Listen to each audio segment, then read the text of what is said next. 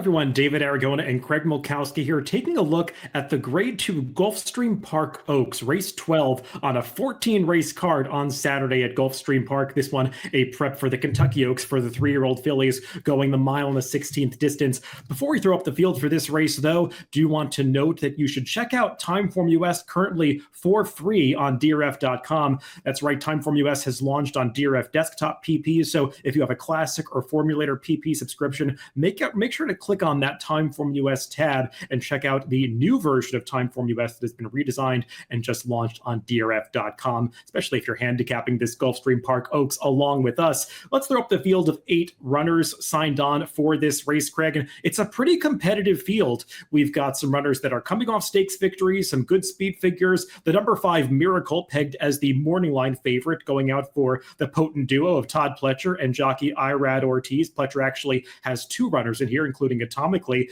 But you've also got the number 8, Darth Vader, is coming off that big upset victory in the Devona Dale in her prior start. So a lot of questions to be answered in this Gulfstream Park Oaks.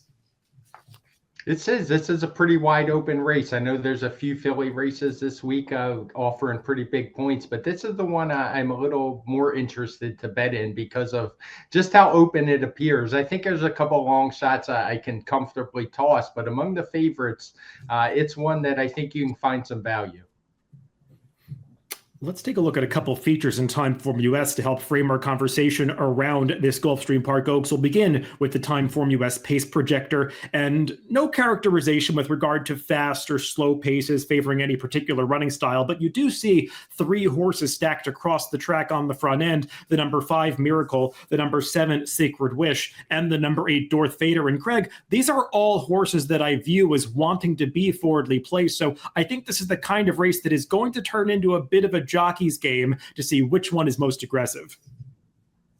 Yeah, especially with that short run into the first turn, going a mile and a 16th at Gulfstream. I think that's a distance where they use a little bit of a different finish line.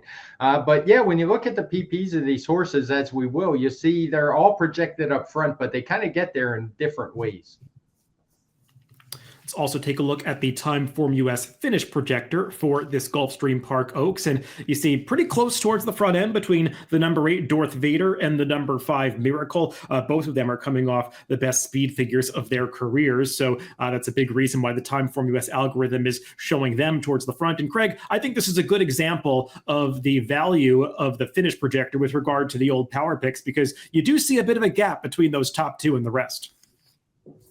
Yeah, you sure do. It's a bigger one than we usually see. And we used to just get the 1, 2, 3 rating, where here we can see the 8 and the 5 are pretty close and a decent gap back to Atomically.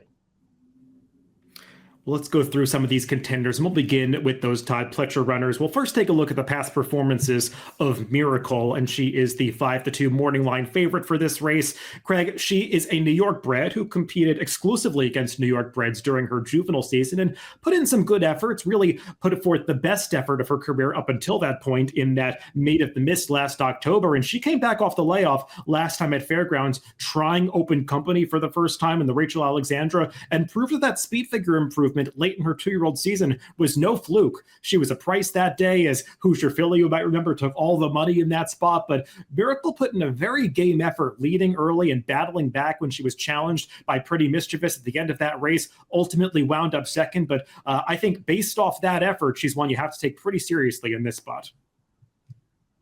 Yeah, she's definitely a contender just based on those speed figures, those game efforts the last couple times.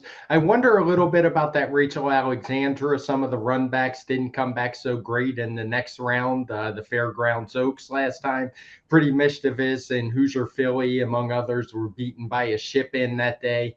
The speed figure regressed a little, but I think it fits. My biggest concern with her is the pace. She's a horse who's done her best running on the front end. And of the 3 we showed on the pace projector, she's the one drawn to the farthest inside. So maybe she's going to get squeezed a little bit down along the rail. And I also am not sure she has the natural speed of a couple of the others. Yeah, I'll be interested to see how Irad Ortiz plays the break with this horse because using those front running tactics in the last two races has really worked out well for her. And that's since she's added blinkers. Those last two races were the two where she was wearing blinkers, whereas prior to that, she wasn't.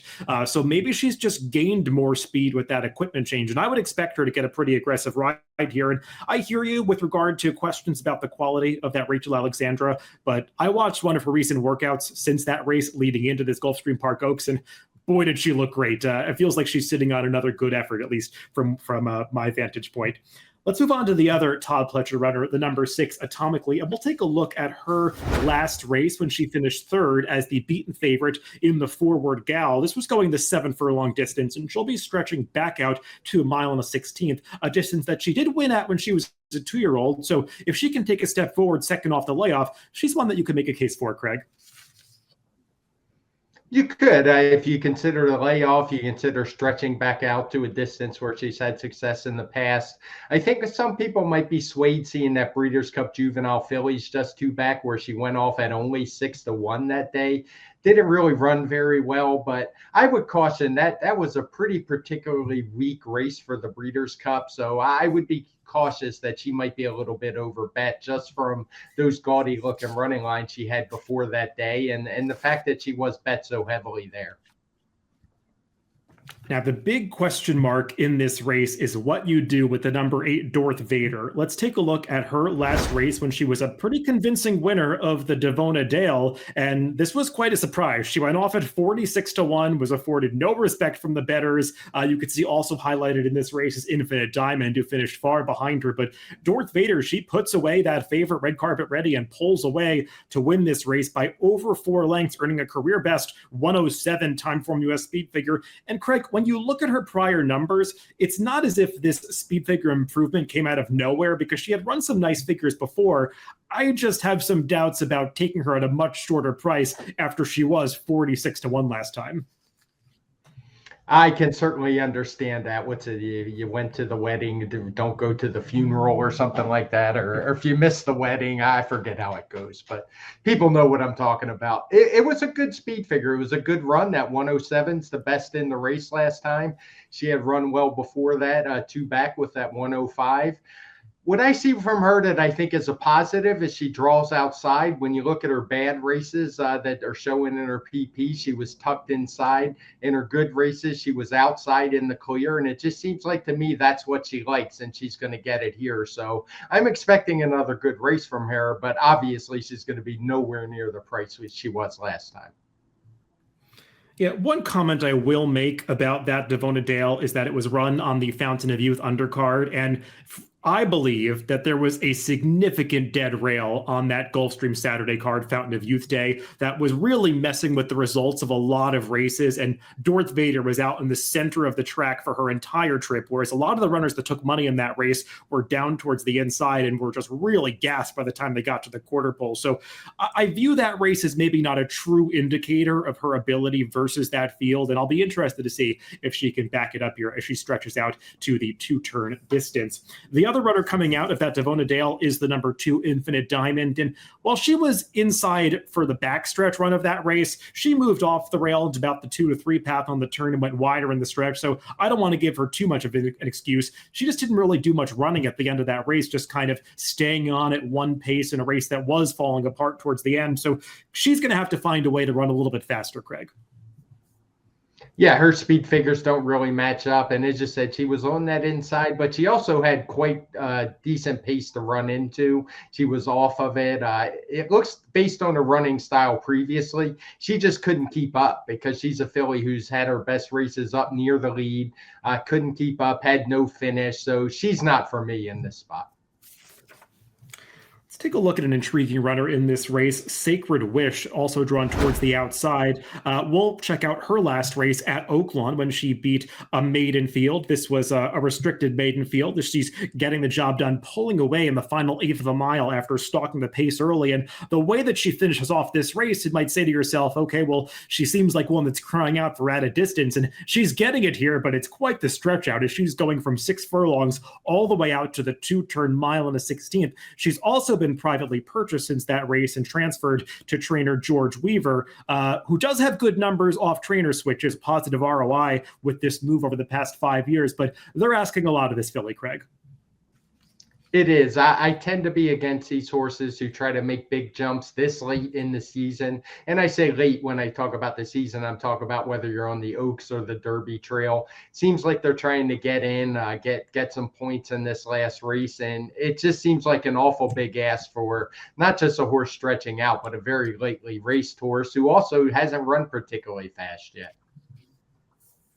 A horse that we know is going to have no trouble with the distance is the number 4 Affirmative Lady, and we'll check out her maiden victory last time out at Gulfstream Park. And Craig, I liked the grit that she displayed in this performance because you can see right here, she's going to get put in a little bit of a tight spot as to push her way out. And once she sees daylight, she really finishes off this race strongly. Just under a hands at heels ride, she pulls away at the very end. No surprise that she didn't have trouble getting the mile in the 16th here because she had previously gone a mile and an eighth over that demanding Aqueduct dirt course in her prior starts and actually nearly won the Demoiselle Stakes 3-back. Again, as we said before, this might not have been the toughest edition of the Demoiselle, but at least Affirmative Lady is one that figures to be running on at the end of this race if things do heat up front. Yeah, I would think she's going to hope that things do heat up front. We didn't show that red flag, but we have three horses grouped together. She's one who will definitely be finishing. For me, she'd be more of a vertical threat because she just doesn't have those speed figures. We can see even in her win, her final time figure was a 93, which would still leave her quite a bit of work to do to get to the winner's circle. And the one final runner we'll discuss in this Gulfstream Park Oaks is the number 3, Just Catherine. We'll take a look at her maiden victory, which happened in early March. And this was going the 1-turn 7-furlong distance. And kind of like with Affirmative Lady, Craig, this was a visually impressive score. I like the way that she's pulling away from this field at the end. I'm not really sure what was behind her, though, and she didn't earn much of a speed figure. And unlike Affirmative Lady, she still has to prove that she can get the 2 turns. Yeah, there's a lot of question marks with this one. For me, as the speed figure maker at Timeform US, that's always going to be a big one. I guess you have to like the way she finished it off, stretching out an extra furlong, but another furlong and a half seems like just a big ass, similar to what I mentioned with Sacred Wish. Yeah, she's by Justify, but there really is much more sprint pedigree on the dam side, so I've got my doubts about Just Catherine stretching out. Craig, let's throw up our picks for this race, and we disagree a little bit, especially with regard to the horse that you put on top, Dorth Vader. I'm viewing her with some skepticism. I kind of want her to prove it to me after that big upset last time in that oddly run Devona Dale, but it's not like she's going to be favored in this race. It's not like she's going from 46-1 down to 2-1. I still believe she's going to be the 3rd or 4th choice. Yeah, I think she's the naturally faster horse of the 3 shown on the lead, and it won't surprise me if she wins the run into the first turn. I think that speed figure is legit, even if the horses on the inside didn't run. All the horses that we make the speed figures for got similar trips, so I mean, it's a fair scale, and I just think she's going to get a jump on some others here and offer some value. Yeah, personally, I just didn't see a whole lot of value in this race, which is why I landed with the favorite on top, Miracle. I just believe she's the most likely winner, and I didn't see anybody else at prices that was going to be significantly lower than I think what their fair odds should be. So Miracle's my top pick. I'm just expecting her to run well in this race and get an aggressive ride. I guess if I had to highlight one price horse that I was interested in, it would be the number 4 Affirmative Lady, but as we touched upon, she really does have to get faster and need some pace up front. So the number 8, Dorth Vader for Craig, and the number 5, Miracle for me in the Gulfstream Park Oaks on Saturday at Gulfstream. Good luck if you're playing the races this weekend.